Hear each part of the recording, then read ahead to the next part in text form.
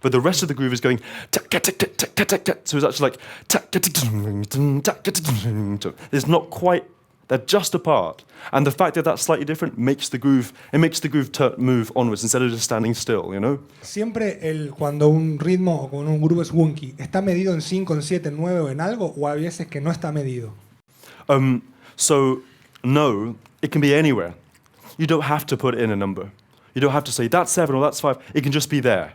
That's fine. And also sometimes in all the best grooves, it's never exact. You know, there are lots of discrepancies happening in the groove. And so I watched interviews with Questlove, you know, Questlove, the drummer, for D'Angelo, because D'Angelo really wanted to do this thing. There's an album called Voodoo. Do you guys know Voodoo? I wanted Questlove to say, like, okay, man, so it's 5 divisions. But actually he just said, like, D'Angelo told me to play drunk. Yeah. Does that make sense? So it's more about the feeling of it being like that rather than knowing it's exactly the numbers. But this is when I was 17 or 18 and I wanted to understand everything. And there's always a time in a musician's life when they want to understand everything and put labels on things. And so I did all sorts of like super, ultra, hyper, mega, meta, Lydian and all this crazy stuff. But honestly, like the only thing that really matters is how it feels. So if it feels wonky, it feels wonky. If it feels straight, it feels straight. And I have always wanted to study emotionally why. Like why does it feel so good there and not quite so good here? And so for me, it's to do with finding, again, the balance between the left brain, which does organization, and the right brain, which just feels everything, you know? And if there's a good marriage between these two parts of your brain, then you're strong. You're in a strong, balanced position as a creative person. Okay, so this is the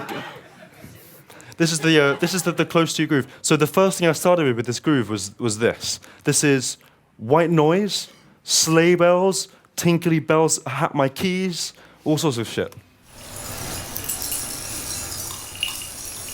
Yeah, it's good, huh?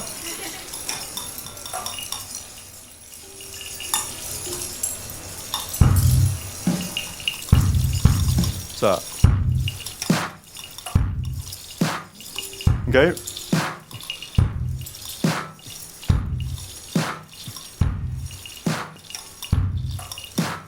So I thought, like, where can I put the hi-hat?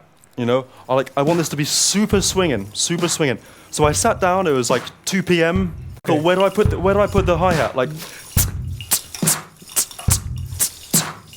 I thought surely it'll be wonky, right? Wonky is great. We always want to do wonky.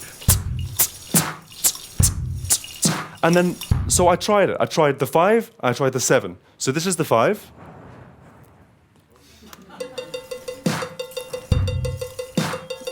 And then where is it? It's there. Yeah. So. Yeah. The 5. I thought, that's pretty good. Feels pretty funky. And I thought, well, let's try 7 because, you know, 7's the other one. And so 7 sounds like. Yeah.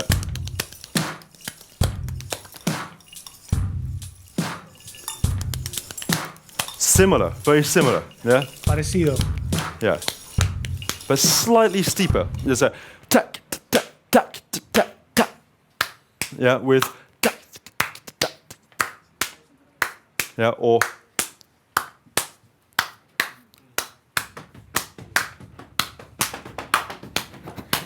Yeah. Slightly different. And so I thought, yeah, sounds pretty funky, it's pretty good. And then I thought, well, you know what? There are other things going on in this groove. There's the bass, and there's the synth. So I thought, well, there are other things that I need to use in this groove to make time. It's not just the drum kit, there's also the bass. So I thought, okay, I've tried that there. Now I'm going to try the bass. I'm going to try different things with the bass. And so I tried 5 with the bass. 5 con el bajo. I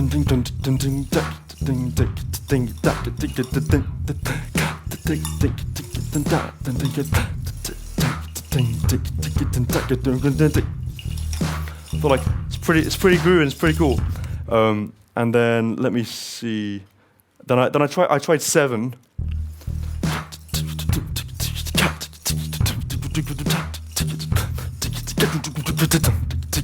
Yeah.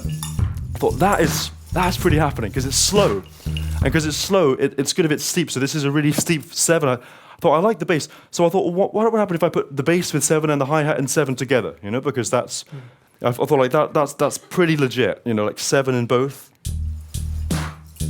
Yeah.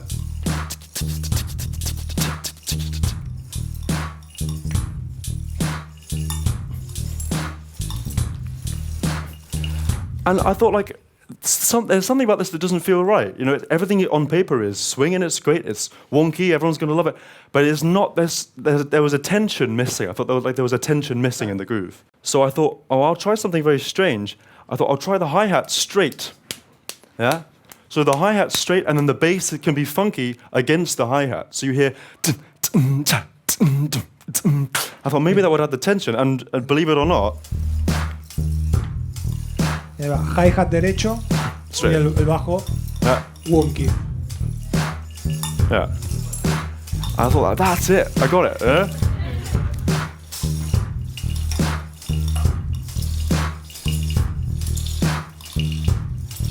So I was really surprised because no one ever said like straight is funky. People said wonky is funky. But what I realized is that it's very important to have things to fight against, you know? Because if everything's just going in unison like this, it has a limited amount of funk. But if things are like this, same as your life. Again, it's the same as your life. If things are like this, things are going to groove real hard. If things are like this, there's no groove. There's no groove there, and there's limited groove here. But this is where the pocket is. The pocket is just on the edge of the groove. Perfecto. And just to show the other things in the groove, there's this.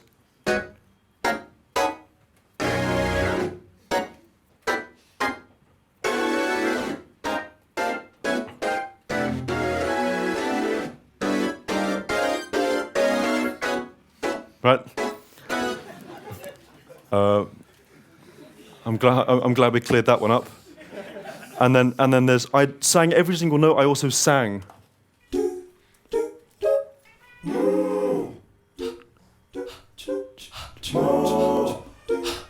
There's breaths and stuff.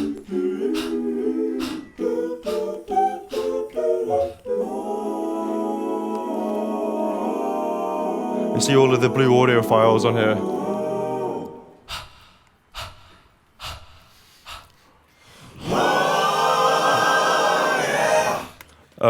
But then so everything together is like this great big mess of just like. Oh, sorry. The bass is actually I did something. It was a different take of bass which I used, which was with the skip note. Yeah.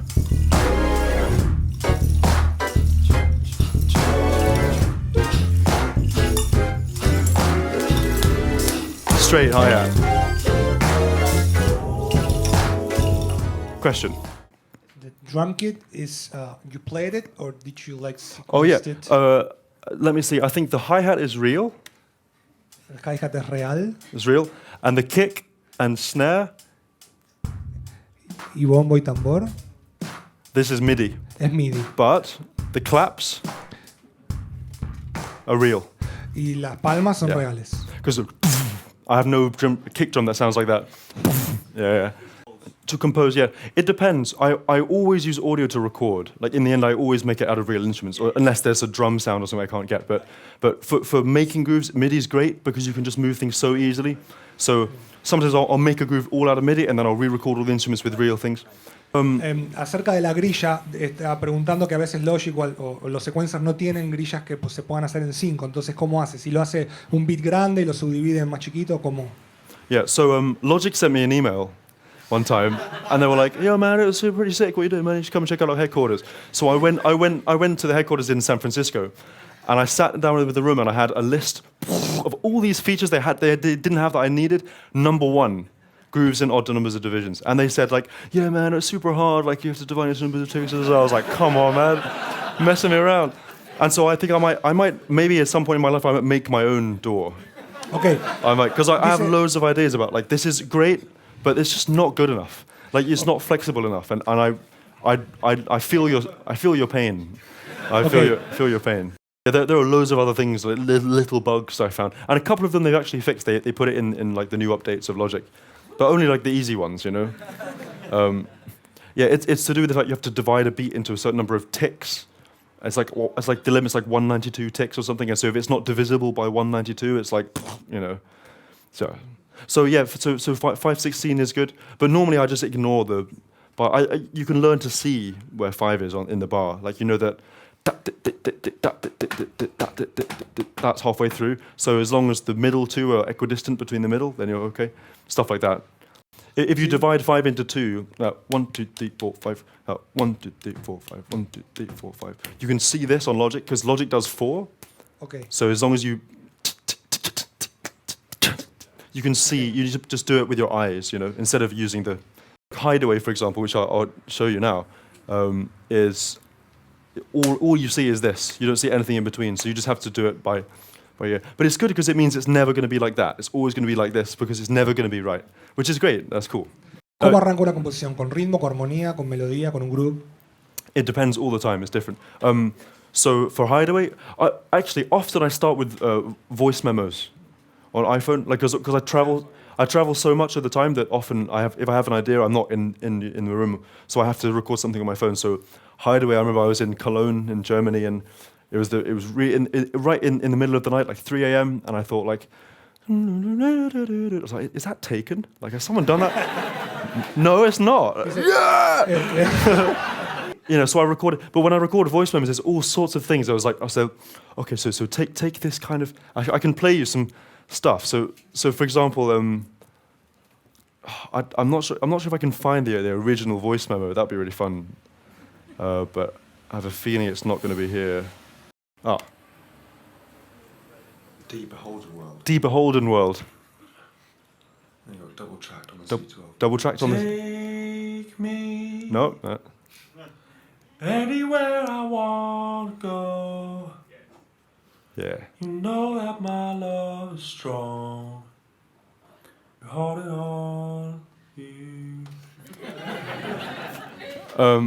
And so I had that idea, and so Die Beholden World is a reference to this song. There's an amazing song by a friend of mine called Beholden, and it goes like this.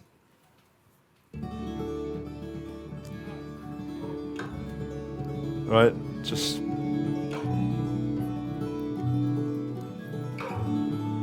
Super comforting.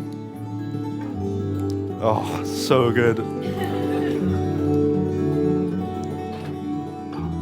It's just like really comforting. So, you know, I wanted to make a whole, but this is in time. I thought I'll take away the time, just have it as a world. And then later in the voice memo, you hear me say, there's a song by Bjork. Do you guys know Bjork? Jacob? Yo. This is Mike Walker. Mike Walker? Yeah, Mike Walker and Stuart McCallum. Mike Walker was, I think, my greatest ever teacher. I had a few lessons with Mike, and he changed my life. Okay. So this is a song by Bjork, which has a thing in it, and I really wanted to try and.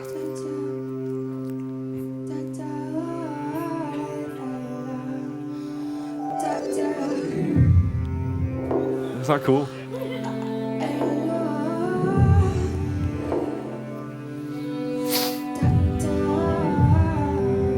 So super good. I thought like.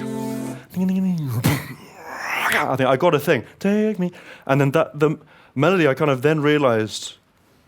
There's a song by Jimi Hendrix. You guys know Jimi Hendrix? Yes. Huh. Waterfall. Yeah.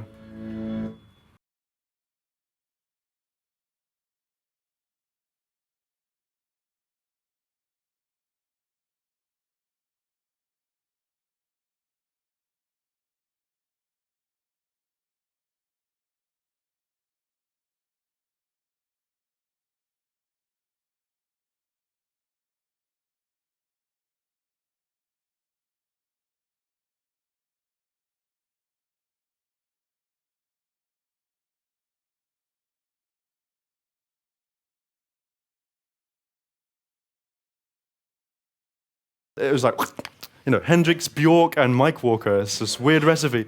But I love that thing of putting different things together. So in the voice memo, I say like, okay, go into this. And then sometimes it's like, okay, if you have like in the middle section, do some weird thing, like start in G sus and go to C, and then add a C sharp and make that note louder, and all this weird stuff, because I have my own language with speaking. I go super fast, like, and so after that I go home and I take the voice memo and put it in Logic and I cut it up and I move all the different sections around, and it's like, okay, then I make a map.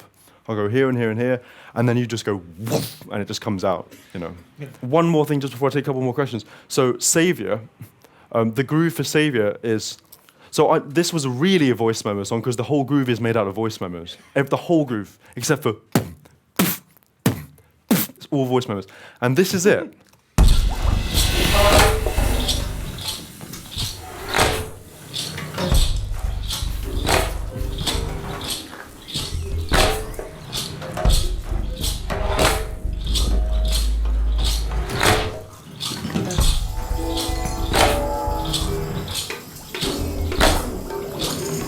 Right?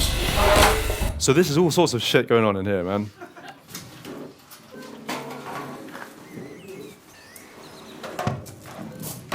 And everything is in exactly the right place. Exactly the right place.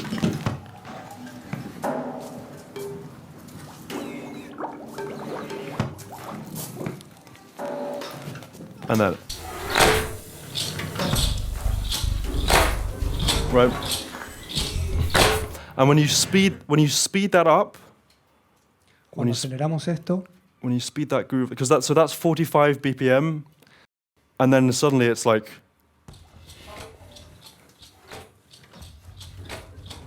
that's the groove.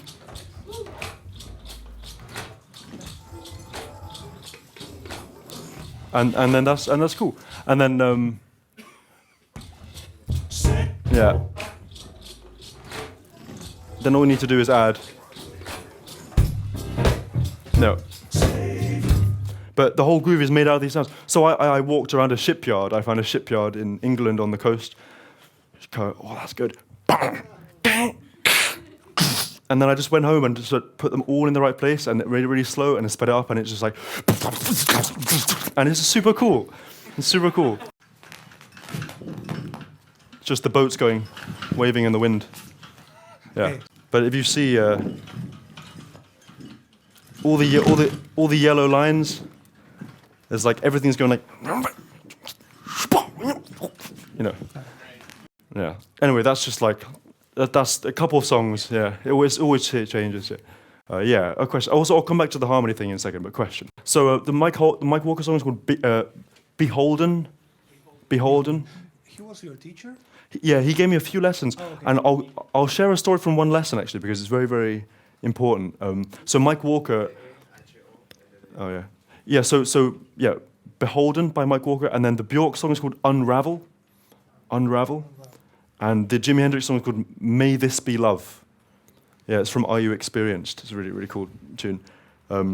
So Mike Walker.